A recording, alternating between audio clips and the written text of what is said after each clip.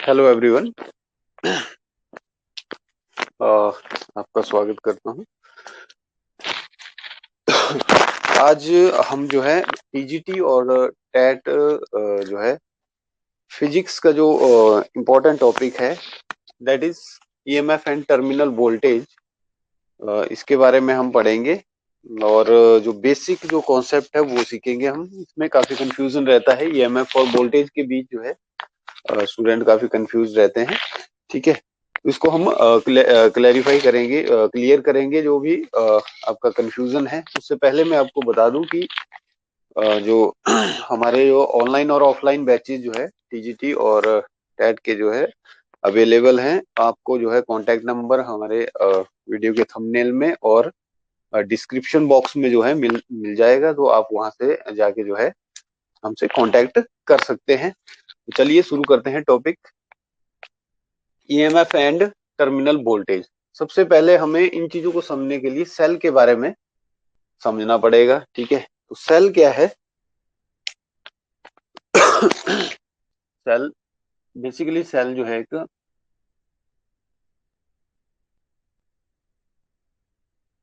Source of energy होता है। ठीक है,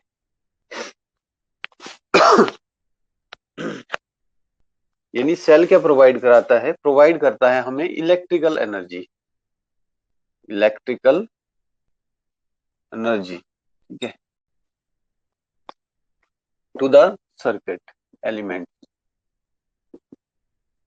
जो भी एलिमेंट्स होगा सर्किट में उसको इलेक्ट्रिकल एनर्जी प्रोवाइड करेगा। जैसे जैसे मान लो इस सर्किट में हमने कोई बल्ब लगा दी है, ठीक है, तो वो सेल जो है उसको एनर्जी प्रोवाइड करेगा, बल्ब जलेगा। ठीक है, या कोई भी रेजिस्टेंस लगा दिया तो वो जो एनर्जी यहाँ से जाएगी, ठीक है, सेल से भेजेगा क्या है? ये इलेक्ट्रिकल चार्जेस को भेजेगा, यानी करंट को भेजेगा।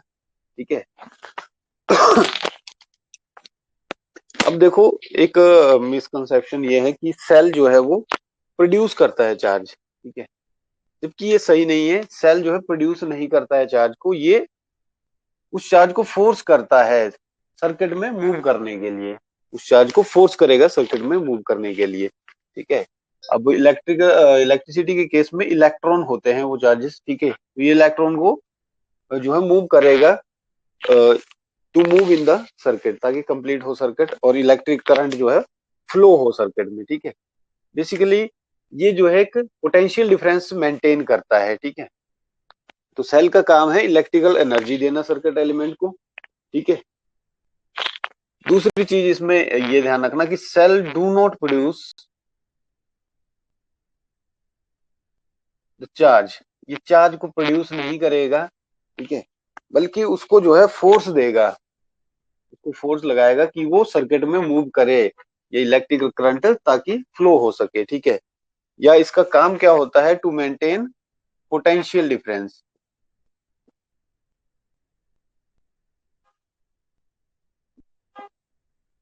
Between two terminals.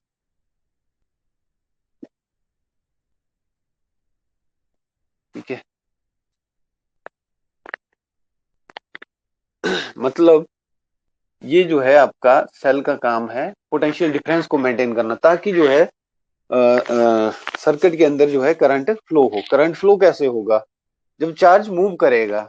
अब देखो पोटेंशियल डिफरेंस जो टर्म है, ठीक है, थोड़ा सा इसको देख लेते हैं हम। पोटेंशियल डिफरेंस को आप ऐसे समझ सकते हो, जैसे दो कंटेनर है मान लो। ठीक है, अ, ये दोनों एक दूसरे से जुड़े हुए हैं। ठीक है, अब इसमें मान लो लिक्विड हमने भरा है। ठीक है, इसमें लिक्विड जो है आपका हाफ है। ठीक है, तो इसको हम पानी भरा है मान लो इसमें और इसमें। ठीक है, तो देखो ये जो है इसके अंदर वाटर का लेवल जो है ज्यादा है, इसमें लेवल जो है कम है। ठीक है, मतलब अगर हम बात करें इलेक्ट्रॉन्स के रिलेशन में, ठीक है, अगर हम कंसीडर करें कि ये इलेक्ट्रॉन से भरा हुआ है, ठीक है, ये इलेक्ट्रॉन से इतना जो है फिल है। ठीक है, तो हम बोलेंगे कि इसका पोटेंशियल ज्यादा है। अगर हम इलेक्ट्रॉन्स के रिस्पेक्ट में बात करते हैं तो इसका पोटेंशियल ज्यादा है। ठीक है, ये क्या है? हायर पोटेंशियल पे है। ठीक है, ये हायर पोटेंशियल पे है, और ये लोअर पोटेंशियल पे, हम बोलेंगे ये क्या है, लोअर पोटेंशियल पे है। यानी हम बोल देते हैं कि इनके बीच क्या है, पोटेंशियल डिफरेंस है, इन दोनों के बीच पोटेंशियल डिफरेंस है, ठीक है। तो ये काम होता है सेल का। देखो यहाँ पे पोटेंशियल क्या है, मान लो V है, यहाँ 0 है, नेगेटिव से ठीक है पॉजिटिव पर, इन दो टर्मिनल्स के बीच में एक पोटेंशियल है V के बराबर, V-0 यानी V के बराबर, ठीक है। इसका अगर हम बोलते हैं पोटेंशियल 0, इसका V, तो इन दोनों के बीच पोटेंशियल डिफरेंस कितना होगा, V के बराबर, ठीक है। तो पोटेंशियल डिफरेंस क्या होता है, दो टर्मिनल के बीच का जो पोटेंशियल का डिफरेंस है, ठीक है। तो यहाँ पे ये हायर पोटेंशियल पे होगा जिसके पास ज्यादा इलेक्ट्रॉन है, ये लोअर पोटेंशियल पे होगा जिसके पास कम इलेक्ट्रॉन है। तभी क्या होगा, तभी ये इलेक्ट्रॉन यहाँ से मूव करेगा, यानी सर्किट के अंदर तभी मूव कर पाता है, यानी करंट तभी बनता है जब पोटेंशियल डिफरेंस होगा, ठीक है। ये यहाँ से मूव करेगा, धीरे धीरे ये इसको फिल करेगा जब तक कि इनका लेवल बराबर ना हो जाए, ठीक है। यानी ये कंटिन्यूअसली हमें सेल क्या करेगा, पोटेंशियल डिफरेंस मेंटेन करके देगा, ठीक है। ये कभी भी बराबर नहीं होने देगा, जब तक सेल काम कर रहा है ये पोटेंशियल डिफरेंस बना के रखता है, ठीक है। जैसे आप रिमोट के सेल ले लो, या कोई भी सेल आप ले सकते की बात करते हैं, ठीक है। अब रिमोट काम करेगा, वर्क करता है, ठीक है। सेल सेल के अंदर जब तक सेल जो है वो पोटेंशियल डिफरेंस को बरकरार रखता है, ठीक है। कुछ टाइम बाद आप देखते हो कि रिमोट काम करना बंद कर देता है, कई 1-2 महीने, 3-4-5 महीने या 6 महीने या साल बाद, ठीक है। तो आप क्या बोलते हो, सेल डेड हो गया, ठीक है। यानी अब जो है वो स्टेज आ गई कि ये पोटेंशियल बराबर हो गया, दोनों टर्मिनल का पॉजिटिव और नेगेटिव का पोटेंशियल बराबर हो गया, तो वो करंट नहीं दे सकता, ठीक है। सेल करंट अब आपको नहीं दे पाएगा, यानी वो अनेबल हो गया पोटेंशियल डिफरेंस को मेंटेन करने में, ठीक है। तो उस केस में वो सेल डेड हो जाएगा, ठीक है। तो ये कुछ टर्म्स थी और कुछ चीजें थी, सेल करता क्या है, ठीक है, कैसे काम करता है, ठीक है। अब थोड़ा सा हम जनरल सा आइडिया लेंगे इलेक्ट्रोकेमिकल सेल का, वहां से फिर हम समझेंगे ईएमएफ और टर्मिनल वोल्टेज को, ठीक है। तो सेल के अंदर होता क्या है, बेसिकली इलेक्ट्रोकेमिकल सेल, थोड़ा सा हम पढ़ेंगे इसको, ठीक है, ताकि इसको अच्छे से अंडरस्टैंड कर सके ईएमएफ और टर्मिनल वोल्टेज के बारे में, ठीक है।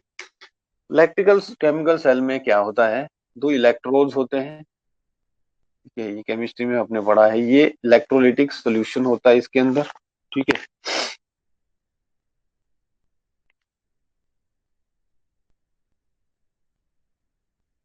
ठीक है।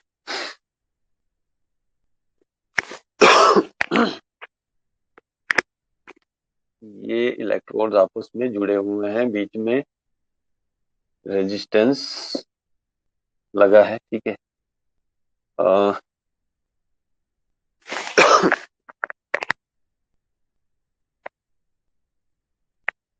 इस यहाँ पे जो है इलेक्ट्रोलाइट सॉल्यूशन होता है बीच में, ठीक है। इलेक्ट्रोकेमिकल सेल अगर आपने पढ़ा होगा, ठीक है, उसमें इलेक्ट्रोलिटिक सॉल्यूशन होता है, ठीक है।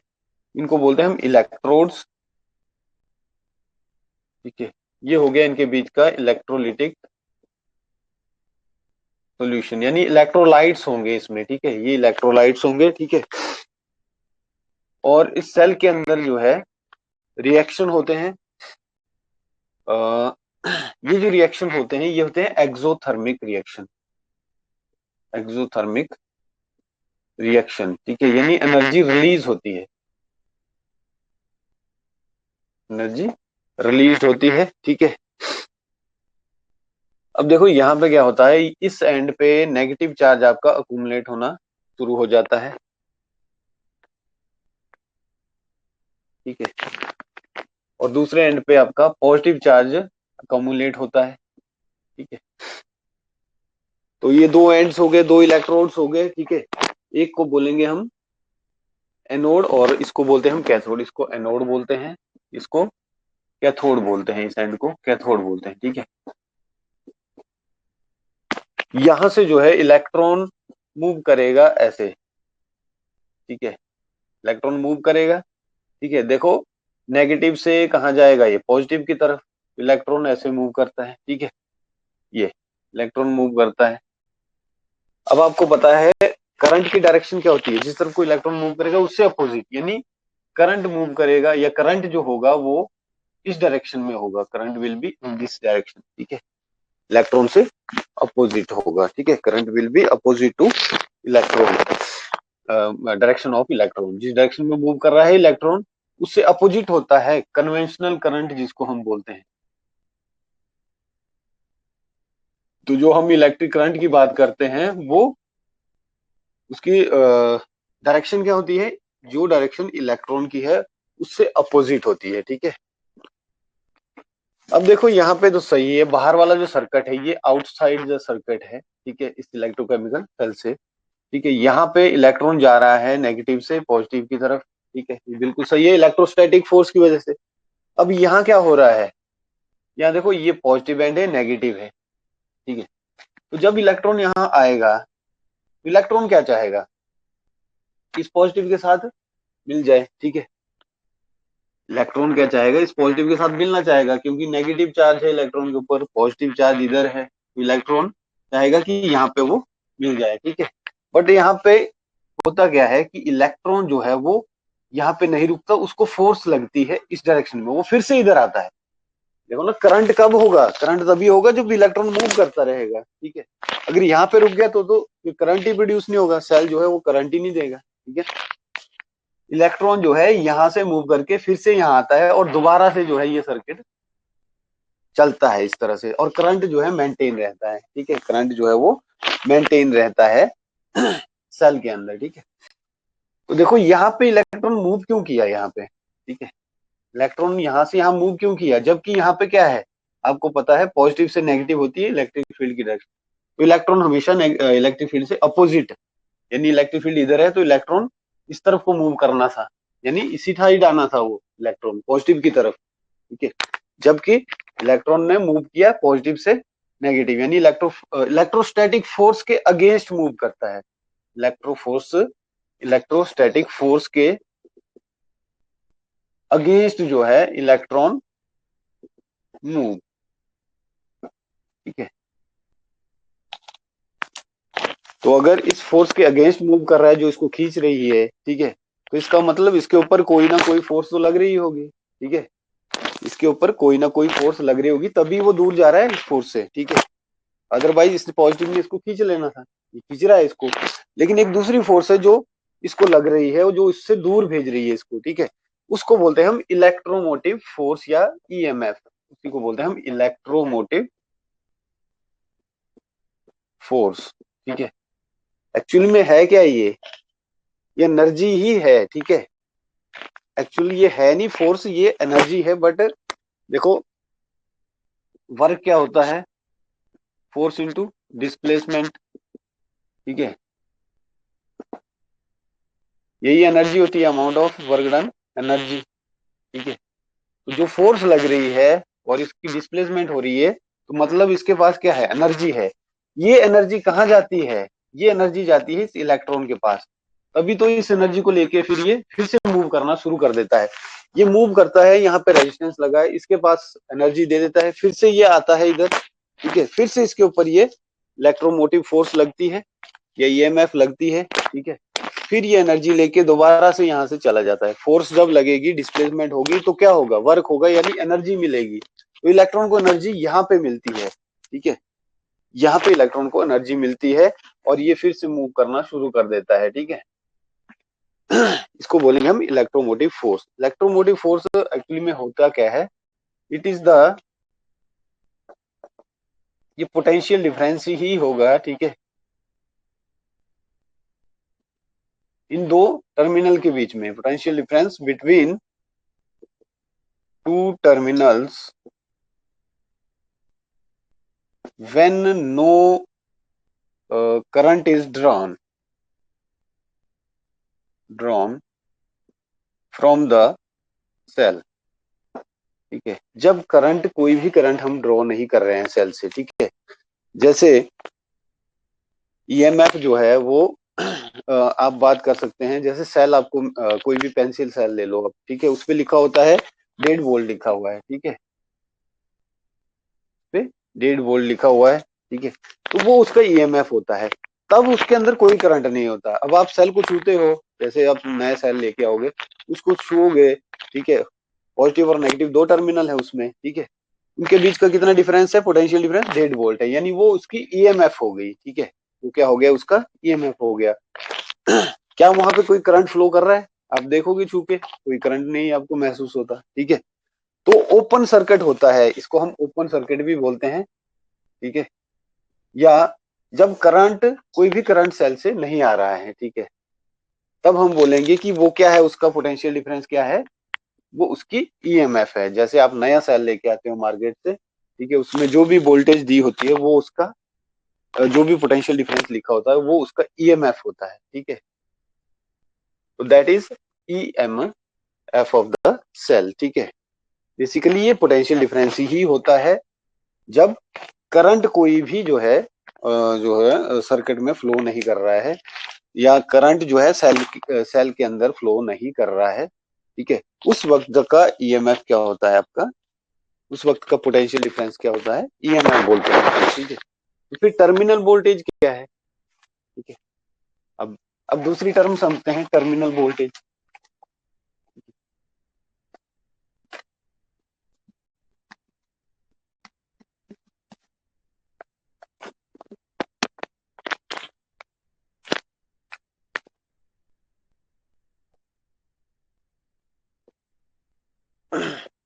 टर्मिनल वोल्टेज क्या है, ईएमएफ आपने समझ लिया। अब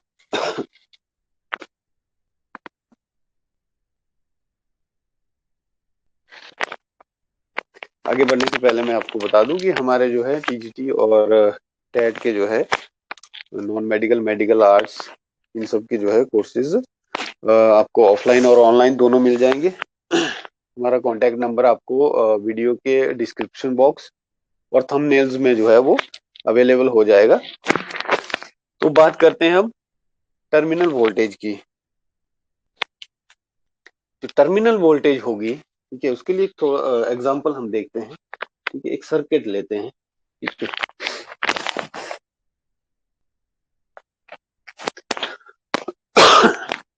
अब देखो, यहाँ पे हमारे पास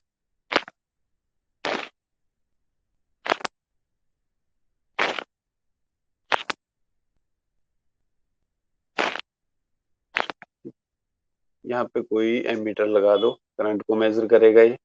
यहाँ पे कोई वोल्ट मीटर जो वोल्टेज को मेजर करेगा, ठीक है। सपोज करो ये जो रेजिस्टेंस है ये 4 ओम का है, ठीक है। मान लो यहाँ पे ईएमएफ है इसकी 12 वोल्ट, ठीक है, ईएमएफ क्या है, 12 वोल्ट है सेल की।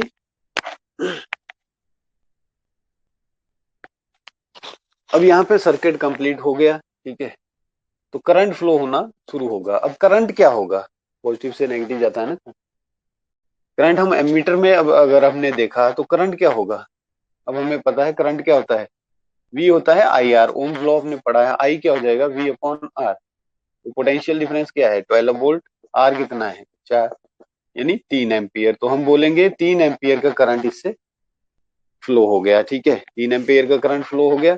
इसका मतलब यहाँ पे जो है 4 × 3 यानी 12 वोल्ट हमें वोल्टेज यहाँ पे शो होनी चाहिए, ठीक है। ये जो ईएमएफ है 12 वोल्ट सर्किट में गई, ठीक है, 3 एम्पियर करंट हुआ, रेजिस्टेंस है यहाँ पे 4 जो है ओम, ठीक है। तो जो यहाँ पे पोटेंशियल जो शो होगा इस वोल्ट मीटर के अंदर वो क्या होना चाहिए, आई इंटू आर, यानी 3 × 4 यानी 12 वोल्ट। जितना गया उतना ही हमें यहाँ पे मिल रहा है, ठीक है। ये हमारी कैलकुलेशन थी, ठीक है। लेकिन यहाँ पे ऑब्जर्व क्या किया गया, ऑब्जर्वेशन जब हमने ऑब्जर्व किया तो हमने देखा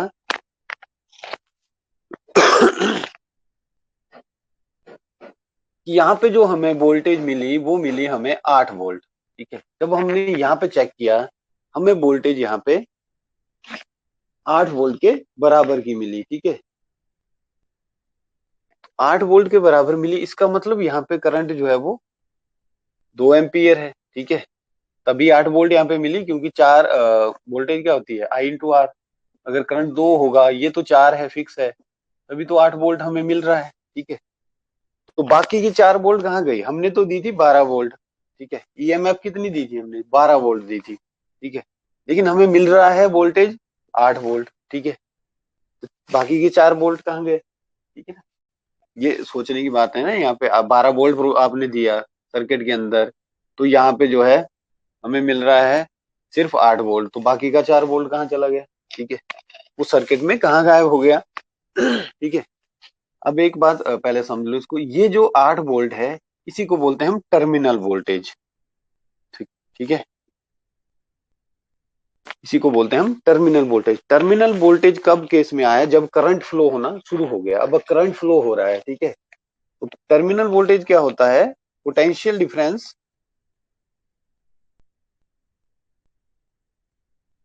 between two terminals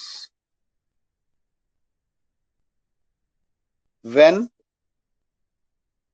current is drawn from cell. जब सेल में करंट फ्लो हो रहा है। ठीक है, इसको बोलते हैं हम क्लोज सर्किट। तो हम बोलते हैं क्लोज सर्किट, जब सर्किट क्लोज है। ठीक है, तो अब आते हैं क्वेश्चन पे। टर्मिनल वोल्टेज तो हम समझ गए, ये वाली होगी टर्मिनल वोल्टेज। लेकिन ये वोल्टेज गई कहाँ, ईएमएफ 12 वोल्ट से कम कैसे होगी। तो इसका आंसर है कि यहाँ पे जो है आपका जो सेल होता है, ठीक है, उसके अंदर भी एक रेजिस्टेंस प्रोड्यूस होता है। ठीक है, जो सेल की हमने बात की थी। ठीक है, सेल हमने देखा था इलेक्ट्रोड वाला। ठीक है? इसके अंदर क्या थे, इलेक्ट्रोलाइट्स थे। ठीक है, तो इलेक्ट्रॉन यहां से जाता था इधर की तरफ। ठीक है, तो ये जो इलेक्ट्रोलाइट्स हैं, ठीक है, ये इसके साथ जो है वो क्या बोलते हैं इसको, टकराते हैं या कोलाइड करते हैं, इसके फ्लो को रोकते हैं, यानी करंट के फ्लो को रोकते हैं। इससे क्या होता है, यहाँ पे एक इंटरनल रेजिस्टेंस बन जाता है, यानी सेल का अपना एक रेजिस्टेंस प्रोड्यूस हो जाता है। ठीक है, जिसको हम इस तरह से ड्रॉ करते हैं, सेल के साथ स्मॉल आर से इसको लिखते हैं। ठीक है, ये जो इंटरनल रेजिस्टेंस है, ये इस वोल्टेज को कम कर देता है, यानी करंट को कम कर देता है, फ्लो ऑफ करंट को कम करता है। इसको बोलते हैं हम इंटरनल रेजिस्टेंस। इसको क्या बोलते हैं हम, इंटरनल रेजिस्टेंस।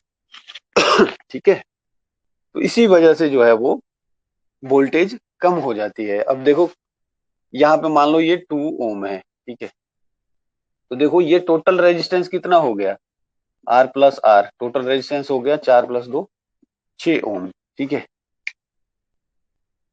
टोटल रेजिस्टेंस 6 ओम हो गया। इसका मतलब क्या हुआ, यहाँ पे जो करंट था वो 2 एम्पियर ही आएगा। ठीक है, 6 ओम हो गया ये। अब देखो ये रेजिस्टेंस बढ़ गया ना, इंटरनल रेजिस्टेंस भी जुड़ गया। इंटरनल रेजिस्टेंस किस वजह से आता है, इलेक्ट्रोलाइट के साथ ये इलेक्ट्रॉन का जो है कोलिजन होता है, तो फ्लो जो है इसका कम हो जाता है, यानी करंट कम हो जाता है। ठीक है, तो इसी वजह से 3 एम्पियर जो हम बोल रहे थे वो कितना होगा, 2 एम्पियर होगा। ठीक है, तभी जो है आपका ईएमएफ, अब आप देखोगे तो टोटल वोल्टेज हमें मिल जाएगी कितनी, 6 × 2 12 वोल्ट। ठीक है, अब हमें क्लियर हुआ कि 12 वोल्ट गई कहीं नहीं है। ठीक है, ये रेजिस्टेंस जो है वो खा गया उसको। ठीक है, ये जो इसका इंटरनल रेजिस्टेंस है, यानी सेल के इंटरनल रेजिस्टेंस ने ही उस वोल्टेज को कम कर दिया। ठीक है, तो आप इस तरह से समझ सकते हैं इंटरनल रेजिस्टेंस क्या होगा। यहाँ पे देखो, अगर करंट आई फ्लो कर रहा है, आई कितना है, 2 एम्पियर। ठीक है, ईएमएफ है 12। ठीक है, यहाँ पे जो पोटेंशियल बनेगा या पोटेंशियल ड्रॉप जिसको बोलते हैं, वो क्या होगा, ये होता है आई इंटू आर।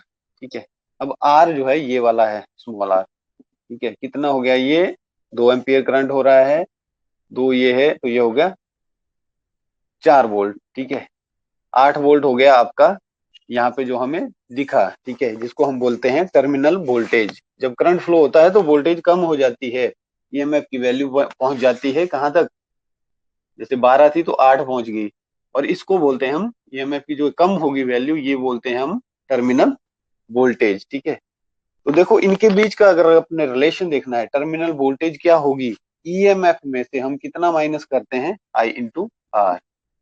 ठीक है, जैसे इस केस में तो टर्मिनल वोल्टेज और ईएमएफ के बीच में ये रिलेशन है। साथ ही साथ इंटरनल रेजिस्टेंस भी यहाँ पे सेल का जो है आपको देखने को मिल रहा है। ठीक है, अब देख ही सकते हैं, क्योंकि देखो अगर टर्मिनल वोल्टेज निकालनी, ये 12 है, माइनस आई कितना है 2 एम्पियर, और इंटरनल रेजिस्टेंस 2 ओम, 12 माइनस 4 8 वोल्ट। तभी तो हमारे पास ये टर्मिनल वोल्टेज कितना बन गया, 8 वोल्टेज 8 वोल्ट बन गया। ठीक है, तो ये था आपका terminal voltage, EMF and internal resistance. Hope आपको ये समझ आया होगा। So thank you very much.